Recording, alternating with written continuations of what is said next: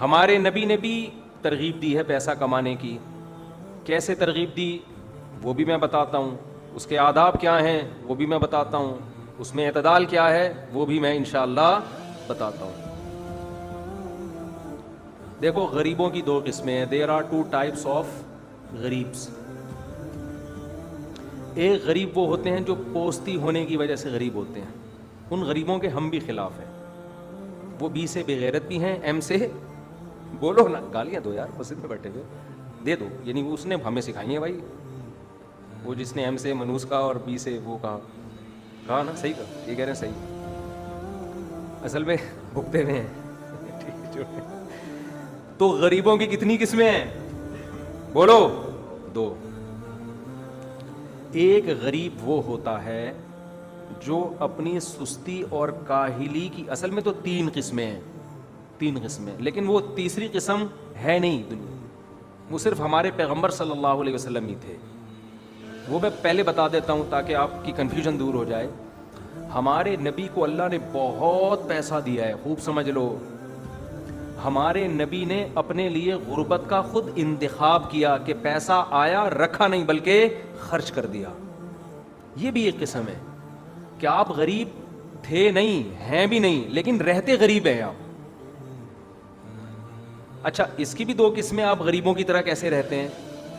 ایک تو یہ ہے کہ آپ کے پاس بہت پیسہ آیا اور آپ استعمال ہی نہیں کر رہے, شکل سے کیا لگتے ہیں آپ بولو؟ غریب لگتے ہیں. یہ والے غریب کی اسلام میں 2 ٹکے کی ویلیو نہیں ہے, بلکہ اس کو کنجوس کی سپرلیٹو ڈگری سے تعبیر کیا گیا ہے, جس کو عربی میں شحیح کہا جاتا ہے. شین حلوے والی ہا, یا اور پھر حلوے والی ہا. حلوہ ہم کھاتے نہیں ہیں, مثال تو دیتے ہیں نا, مثال سے ہی ٹیسٹ آ جاتا ہے ہمیں. شحیح جس کو شح کہا جاتا ہے. شح آج کل اتنا میٹھا کافی ہے صحتوں کے لیے کہ بس حلوے کی بات کرو, بس اسی سے آپ کو جتنے کارب ملنے مل جائیں گے. کھانے کی کوشش کرو گے پھٹو گے ایک دن, حقیقت بتا رہا ہوں میں. شحیح کہتے ہیں وہ کنجوس جو کنجوسی کی اتنی انتہا کو پہنچا ہوا ہو کہ پیسہ اپنے اوپر بھی استعمال نہیں کرتا, دوسروں پہ تو دور کی بات. لاکھوں کروڑوں کا بزنس ہے اور ہونڈا 50 پہ گھومتا ہے, پٹ پٹی بائکوں پہ. لاکھوں کروڑوں کا بزنس ہے, پھٹے پرانے کپڑے پہنتا ہے. اس غریب کی اسلام میں کوئی ویلیو بولو نہیں ہے. 4 قسمیں ہو گئیں اس طرح سے, اب میں الگ الگ ڈیفائن کرتا ہوں. پہلا غریب وہ جس کو اللہ نے دولت دی, شکل سے کیا لگتا ہے غریب, اس کی اسلام میں کوئی ویلیو نہیں ہے, یہ 1 نمبر کا کنجوس. ایسے ہم نے دیکھے ہیں, اللہ نے اتنا پیسہ دیا. ایک صاحب کے ساتھ میں گیا خریداری کرنے, ہفتہ بازار, اب پرانا قصہ ہو گیا 15-20 سال, ان کو بھی نہیں پتا کہ ان کی بات ہو رہی ہے, آپ کو بھی نہیں پتا کس کی بات ہو رہی ہے. اب غیبت میں نہیں آئے گا یہ انشاءاللہ, کیونکہ وہ بھی بھول گئے ہوں گے. 20 سال 15-20 سال بہت عرصہ ٹائم ہوتا ہے. تو میں نے ان کو دیکھا ہفتہ بازار میں, ایک تو ویسی چیزیں سستی ہوتی ہیں, ہفتہ بازار میں بھی خریداری کر رہا ہوں, وہ بھی کر رہے ہیں. وہ ٹھیک ٹھاک بڑے سیٹ تھے, ذاتی گھر, کروڑوں کا بزنس. پیاز لے رہے ہیں بالکل جو آڑے ترچھے پیاز ہوتے ہیں نا, کچھ آلو مسکراتے ہوئے دیکھے آپ نے, مسکراتے ہوئے آلو دیکھیں. اچھا, میں کر رہا تھا صاف ستھرے آلو, مسکراتے ہوئے نہ ہو, کیونکہ گھر میں خواتین کو چھیلنے میں بھی آسانی ہوگی, اور ویسے بھی جب چیز لے کے گھر جائیں گے ایک اچھی چیز, گھر والے خوش ہوں گے, بھائی زبردست آلو آئیں. میری اتنی آمدن نہیں تھی, میری تو صرف مسجد کی اور جامعۃ الرشید کی, مدرسوں کی تنخواہ بھی کوئی اتنی زیادہ نہیں تھی اس وقت, مسجد کی تو بہت ہی تھوڑی تھی. یہاں وسائل کم تھے مسجد والوں کے پاس, انہوں نے بتایا تھا بھائی ہمارے پاس وسائل نہیں ہیں. میں کہا ٹھیک ہے جی, ایسے ہی گزارا کرتے ہیں. ہمارے اس وقت 2 چل رہے تھے چینل, 2 بیویاں تھیں, 2 گھر تھے, 2 خاندانوں کے بچے تھے. پھر بھی ہم اتنی کم آمدن میں ہم کوشش کر رہے تھے آلو تھوڑا تمیز کا لے کے جائیں, اور تمیز والا آلو ہو, تھوڑا پیاز بھی تھوڑا سا مناسب سا پیاز ہو, درمیانی پیاز اچھے ہوتے ہیں نا. ان کو میں دیکھ رہا ہوں کہ وہ پیاز جو ہم اپنی بکریوں کو کھلاتے ہیں وہ والا پیاز خرید رہے ہیں, اور آلو بھی مسکراتے ہوئے. اچھا, جب میں ایسے بیان کر رہا ہوتا ہوں نا, تو میں اللہ سے یہ بھی کہہ رہا ہوتا ہوں کہ اللہ میں اپنے آپ کو اس سے افضل نہیں سمجھتا, کیونکہ اللہ کو بڑا ہی پسند نہیں ہے. ان میں ایک خامی ہوگی, ہو سکتا ہے ہم نے 20 خامی ہوں, تو یہ مطلب نہیں ہوتا کہ میں اپنے آپ کو اس سے برتر سمجھتا ہوں. بھائی ایک چیز سے تھوڑی پتہ چلتا ہے 20 خوبیاں اس کے اندر ہم سے زیادہ اچھی ہوں. صرف سمجھانے کے لیے بتا رہا ہوں آپ کو میں. مسکراتے ہوئے آلو, کیونکہ اس طرح کے لوگ مارکیٹ میں ہول سیل کے حساب سے موجود ہیں. میں نے ان سے کہا یار آپ اتنے چھوٹے چھوٹے آلو, یہ پیاز کیوں لے رہے ہو؟ اس میں تو گھر کی خواتین کو کتنی مشکل ہوگی چھیلنے میں. اس نے کہا مفتی صاحب گھر کی عورتوں کو تھوڑا ٹینشن دے کے رکھنا چاہیے, تھوڑا ٹینشن دے کے رکھنا چاہیے. اصل میں مقصد یہ نہیں تھا کہ گھر کی عورتوں کو ٹینشن دینی چاہیے, مقصد ہے کہ پیسے بچانے چاہیے, چاہے اس کے لیے اگلے کا بیڑا غرق کر دو, اگلے کا بیڑا غرق کر دو. تو خرچ کر یار, یہ پیاز تو نہیں کھانے ہیں نا, یہ آلو تو نہیں تو کھانے ہیں. اچھا کھلا دے, اللہ نے تجھے اتنا دیا ہے, کتنا پیسہ بچا لے گا تو یہ کٹے ہوئے پیاز اور کٹے ہوئے آلو میں خرید کے. تو اس طرح کے لوگ ہمیں بہت سارے ملے ہیں مارکیٹ میں, جنہیں ہم دیکھ رہے ہیں کہ وہ اپنے اوپر بھی خرچ نہیں کرتے, نہ اچھا لباس پہنیں گے, نہ اچھے جوتے پہنیں گے, نہ اچھی سواری رکھیں گے, بچا رہے ہیں پراپرٹیاں خرید کے. ابے بھائی مر جائے گا تو یہ پراپرٹی قبر میں لے کے جائے گا, کھا استعمال کر, لائف انجوائے کر, مر جا آرام سے, کچھ کر کے کھا پی کے جا. کھاتا ہوا آدمی اچھا لگتا ہے نا مرتا ہوا, کیا خیال ہے بھائی؟ کھاتا ہوا مرتا ہوا بھی اچھا لگتا ہے. تو یہ والا کنجوس حدیث میں اس کی تعریف نہیں ہے. ایک صحابی آئے نبی صلی اللہ علیہ وسلم کی خدمت میں, ان کے پراگندہ بال, پھٹے سے کپڑے. نبی نے عرض فرمایا کہ کیا تمہیں اللہ نے مال نہیں دیا جس سے تم اپنی حالت کو درست رکھو؟ انہوں نے عرض کیا ہاں یا رسول اللہ میں مالدار ہوں. آپ نے فرمایا ان اللہ یحب ان یرا اثر نعمتہ علی عبدہ, اللہ چاہتے ہیں کہ اللہ نے کسی کو نعمت دی ہو تو وہ نعمت اس پر نظر آئے. آپ مالدار ہیں تو آپ مالدار نظر آنے چاہیے, آپ کے گھر سے, آپ کے لائف اسٹائل سے لگے کہ واقعی اس کے پاس پیسہ ہے. تکبر میں نہیں, شو بازی میں نہیں, لیکن جتنا ہے اتنا تو ہونا, سہولت کے لیے آپ استعمال کریں. دوسری قسم مالدار کی, غریب کی, وہ ہے کہ اللہ نے مال دیا, اللہ نے مال دیا, لیکن آپ میں اتنی سخاوت کہ صبح آیا تو شام تک نہیں رکھا, سب کس پہ خرچ کر دیا؟ دوسروں پہ, اور اپنے لیے ایک لباس خریدنے کے پیسے بھی نہیں ہیں. غریبوں پہ, مسکینوں پہ, یتیموں پہ, جہاد میں, مدارس میں, مسجدوں میں, صبح آیا تو شام تک آپ نے سارا ختم. یہ سب سے اعلیٰ درجہ ہے. کیا آپ دنیا کو ایسا مسافر خانہ سمجھتے ہیں کہ آپ کی یہ تمنا ہے کہ شام کو روٹی مل گئی تو پیٹ بھر کے اللہ کا شکر ادا کروں گا, نہیں ملی تو صبر شکر کر کے سو جاؤں گا, صبر کی ثواب حاصل کروں گا. یہ مقام اللہ نے کس کو دیا تھا؟ بولو, محمد صلی اللہ علیہ وسلم. صبح کا شام نہیں چھوڑا, شام کا صبح نہیں چھوڑا. آپ کے گھر میں ہدیہ آیا, آپ گھر میں آئے, آپ کو بھوک لگ رہی تھی, امی عائشہ سے پوچھا کچھ کھانے کو ہے؟ انہوں نے عرض کیا یا رسول اللہ کچھ گوشت آیا تھا, سیری تھی یا کیا تھا, میں نے سارا صدقہ کر دیا, تھوڑا سا باقی ہے. ان کو بھی یہ تربیت دی ہوئی تھی, گھر میں رکھو نہیں بھائی, صدقہ کرو, دیکھا جائے گا شام کو کیا کھانا ہے. تو آپ کو غصہ نہیں آیا؟ ہم کہتے یار 2 دن کا بھوکا ہوں میں, اب بھی آیا تو صدقے چل رہے ہیں گھر میں بھائی, صدقے چل رہے ہیں. آپ کو غصہ نہیں آیا؟ آپ نے فرمایا اے عائشہ جو صدقہ کر دیا وہ باقی ہے, اور یہ کیا ہو جائے گا؟ ختم. یہ باقی نہیں ہے, باقی تو وہ ہے جو ہم آگے بھیج دیا. یہ توکل کا سب سے اعلیٰ درجہ. لیکن اس میں 2 شرطیں ہیں. نمبر 1 آپ میں ایسا توکل ہو, نمبر 2 آپ کے بیوی بچوں میں بھی ہو, ورنہ آپ کے لیے ان کو اپنے توکل کی بھیٹ چڑھانا جائز نہیں ہے, اور یہ ہر ایک کے لیے ہے بھی نہیں. وجہ اس کی یہ ہے کہ نبی صلی اللہ علیہ وسلم صبح اگر آپ نے سب خرچ کر دیا, شام کو کھانے کو کچھ نہیں ہے, تو آپ ایسے ہی سو گئے, اور آپ کی ازواج نے بھی کیا کیا؟ صبر کیا. آج نہ ہماری ازواج صبر کریں گی اور نہ ہم ایسے ہی سوئیں گے, نہ ہماری وہ صحتیں ہیں. 2-3 دن جب بھوکے سوئیں گے تو کولیسٹرول لیول دھڑام سے نیچے آئے گا. اس کے بعد ہماری طبیعت میں چڑچڑا پن پیدا ہو جائے گا, دفتر میں ہر ایک سے لڑیں گے, ادھر پھڈا ادھر جھگڑا, آہستہ آہستہ دبلے ہوتے ہوتے مارکیٹ سے ایک دم شارٹ. تو یہ ہے نہیں ہر ایک کے لیے. نبی نے صحابہ کو اس کی اجازت نہیں دی, صحابہ کو, حضرت عمر کو اجازت نہیں دی. حضرت عمر سارا مال لے آئے, فرمائے نہیں آدھا رکھو آدھا صدقہ کرو. تو حضرت عمر کو جب اس کی اجازت نہیں تھی تو میں اور آپ کس کھیت کی مولی ہیں. ہاں تو ہمیں حکم یہی ہے کہ ہم 1 سال کا اسٹور کر لیں.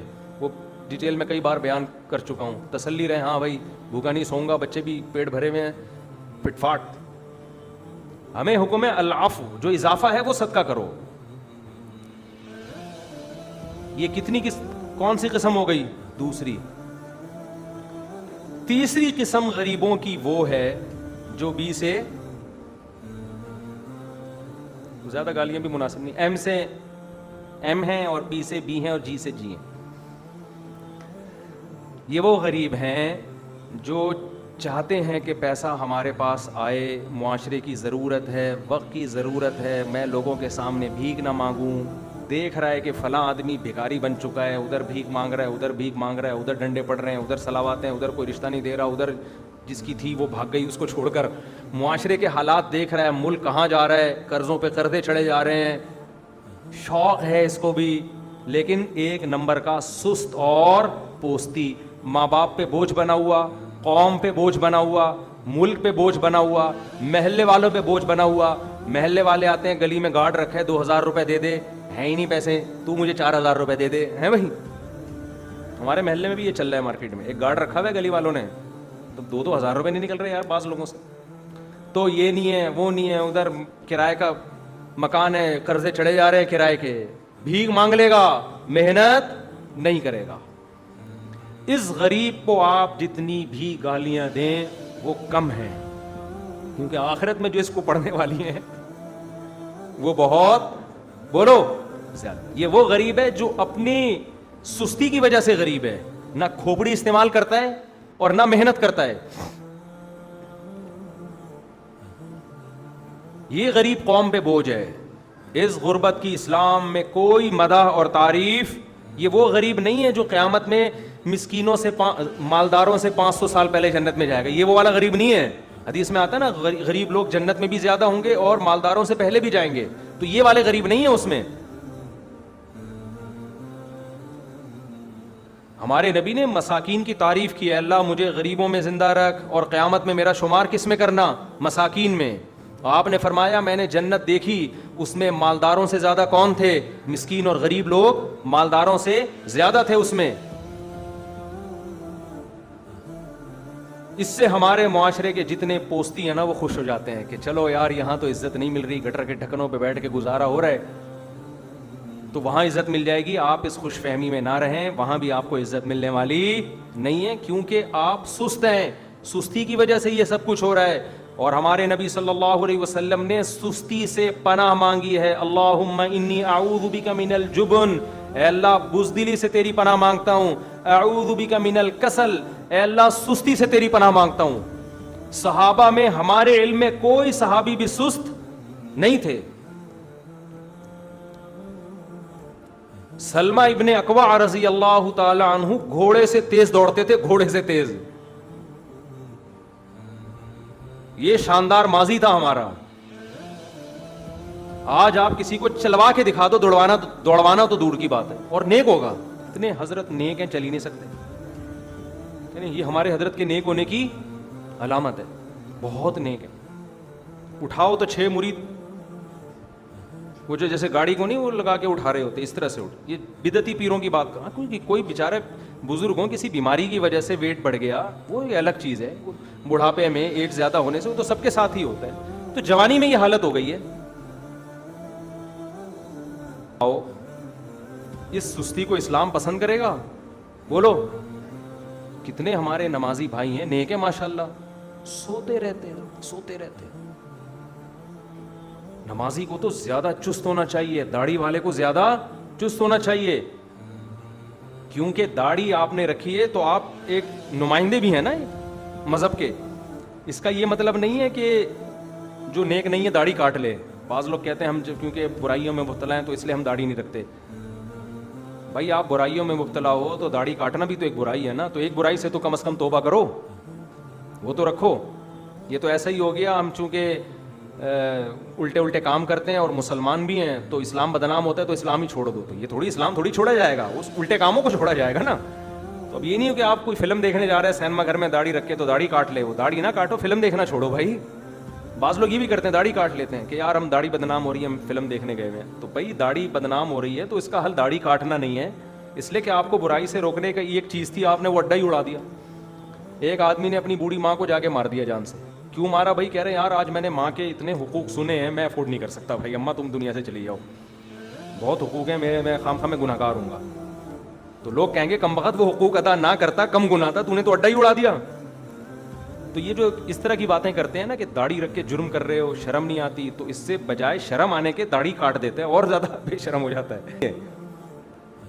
تو غریب کی تیسری قسم کیا ہوئی؟ جو اپنی سستی, کاہلی اور پوستی پن کی وجہ سے جتنی گالیاں دی جائیں سارے الفابیٹ اس پہ تھوپ دیں. آپ دماغ استعمال نہیں کرتا,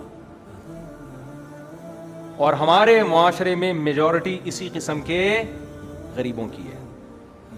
نہ دماغ استعمال کرتے ہیں, نہ محنت کرتے ہیں, نہ ہلتے جلتے ہیں, پڑے ہوئے ہیں, پولیس آ کے اٹھاتی ہے.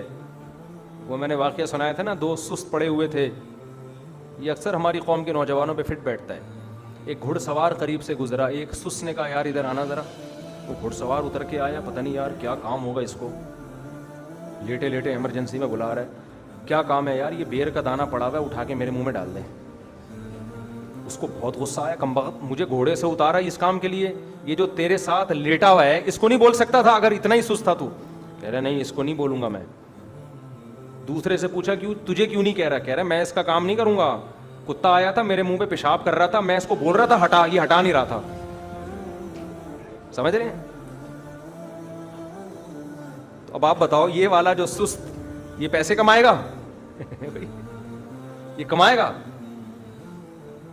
صحیح ہے مسلم کی حدیث, نبی صلی اللہ علیہ وسلم کی حدیث کا مفہوم ہے, پورے الفاظ مجھے یاد نہیں, مفہوم سنا رہا ہوں, کہ ان لوگوں پر اللہ کی لعنت ہوتی ہے جو ہمیشہ طفیلی بن کے رہتے ہیں, ہمیشہ دوسروں پہ بوجھ بن کے رہتے ہیں. اور آگے الفاظ ہیں, اس کی تشریح میں لکھا ہے کہ نہ شادی کرتے ہیں نہ اولاد ہے ان کی, اس سے کہ ہمیں خرچ نہ کرنا پڑ جائے, ایسے ہی گھوم رہے ہیں وہ. یعنی شادی بھی اس لیے نہیں کر رہے کہ یار بیوی آئے گی تو خرچہ کیا ہو جائے گا, بڑھ جائے گا, جب بڑھے گا تو کمانا پڑے گا, تو کمانے سے بہتر ہے ایسے ہی پڑے رہو آرام سے. تو نہ ان کی اولاد ہو رہی ہے, نہ ان کی بیوی ہے, نہ ان کا خاندان آباد ہو رہا ہے, اور دوسروں کے ٹکڑوں پہ.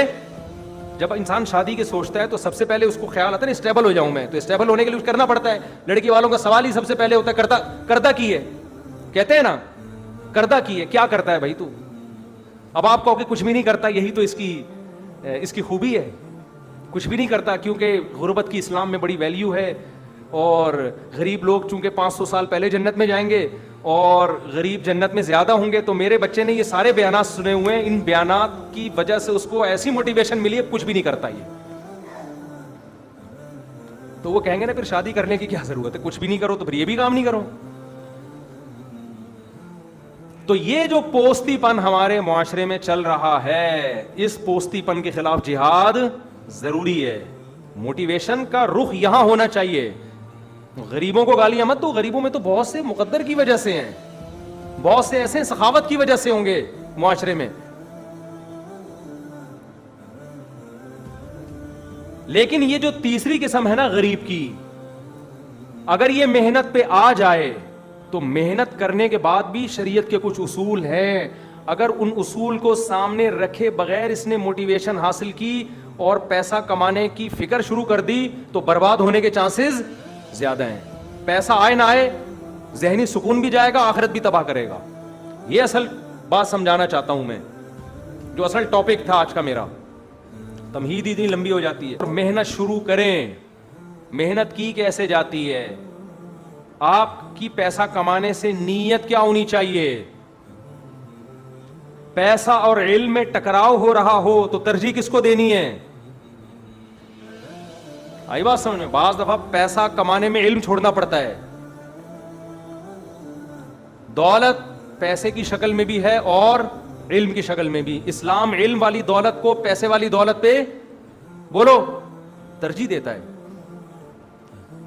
لیکن آج کے موٹیویشنل اسپیکر دولت کمانے کا جو طریقہ اور اسٹائل سکھا رہے ہیں اس میں آپ نالجیبل انسان بولو نہیں رہے.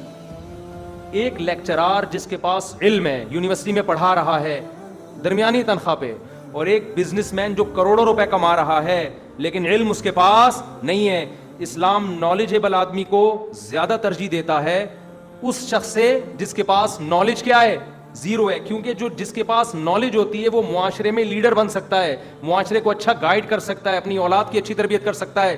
صرف پیسہ ہی دیکھنا ہے تو ہمارے سیاستدانوں کے پاس کم ہے پیسہ, کیا کر رہے ہیں قوم اور ملک کے ساتھ. وہ حضرت علی کا شعر ہے نا, رضینا قسمت الجباری فینا لنا علم وللجہالی مالو. حضرت علی کہتے ہیں اللہ نے جب دولت تقسیم کی تو بہت سے جاہل ایسے ہیں جن کو اللہ نے پیسہ دے دیا اور ہمیں اس کے بدلے میں اللہ نے کیا دے دیا, علم دیا, پیسہ نہیں دیا. تو حضرت علی کہتے ہیں کہ بہت سے لوگوں کو اس پہ اعتراض ہوگا لیکن ہم اللہ کی اس تقسیم پہ کیا ہیں, بولو خوش ہیں, راضی ہیں. کیوں؟ آگے الفاظ ہیں فَإِنَّ الْمَالَ يَفْنَى عَنْ قَرِيبٍ, مال عن قریب فنا ہو جائے گا. دولت مند سیٹھ جب مرتا ہے اس کا قصہ ختم, کوئی یاد کرنے والا بھی نہیں ہوتا.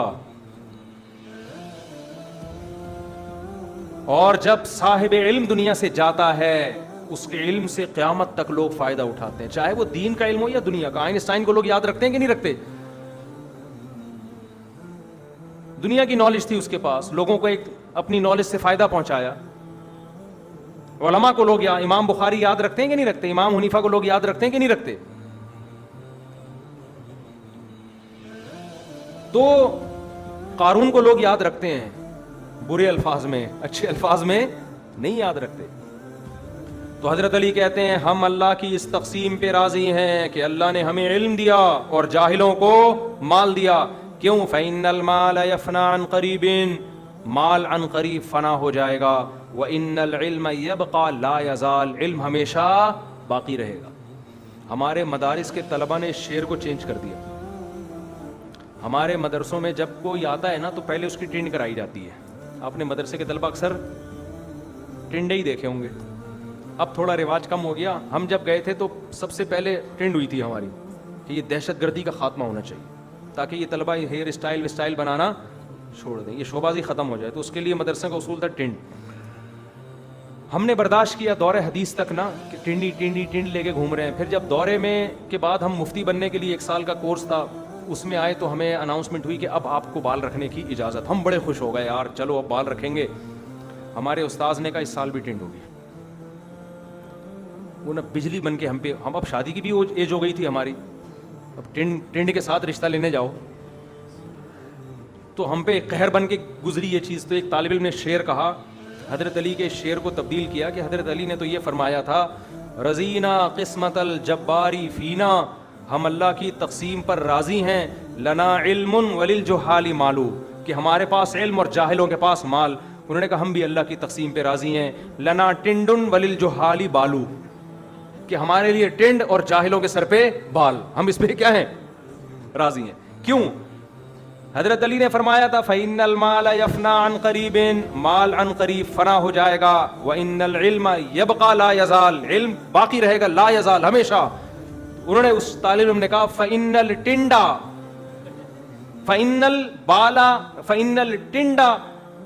کیا ہے, فَإِنَّ الْبَالَ يَفْنَى عَنْ قَرِيبٍ, بال تو عن قریب ختم ہو جائیں گے. وَإِنَّ الْٹِنْڈَ يَبْقَى لَا يَزَالُ, ٹنڈ کبھی بھی ختم نہیں ہوتی. اینڈ تو آپ سب کا ٹنڈ ہی ہے. کیا خیال ہے بھائی؟ بال ختم ہو جاتے ہیں, اینڈ کیا ہوتا ہے سب کا, ٹنڈ. تو ہمیں بڑی موٹیویشن, ہمارے زمانے کے موٹیویشنل اسپیکر اس طرح کے ہوا کرتے تھے. صحیح ہے. ہم نے کہا چلو جہاں اتنے سال برداشت کیا ہے 1 سال اور برداشت, پھر وہی ٹنڈ پہ آ گئے دوبارہ.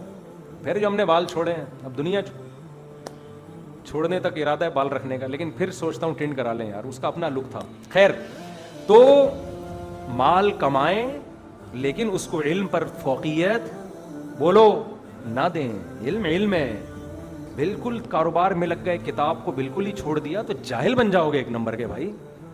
پیسہ پیسہ پیسہ پیسہ. کتابوں کا مطالعہ بھی کرو, کچھ تاریخ پڑھیں, کچھ قرآن و حدیث پڑھیں, کچھ کوئی نئی زبان سیکھ لیں. تو سیکھنے کا عمل جو ہے نا, سیکھنے کا عمل صرف پیسہ کمانے کو سیکھنا نہیں, اس کے علاوہ بھی نالج ہے, اس کو سیکھنے کا عمل نہیں رکنا چاہیے. ایسے جت گئے پیسے میں کہ ہر چیز سے پیچھے ہٹ گئے, یہ پسندیدہ کام نہیں ہے. اب وقت ہمارا چونکہ پورا ہو گیا, تو یہ جو 2 قسمیں غریبوں کی رہ گئی ہیں, انشاءاللہ میں اس کو اگلے ہفتے مزید ڈیٹیل سے بیان کروں گا.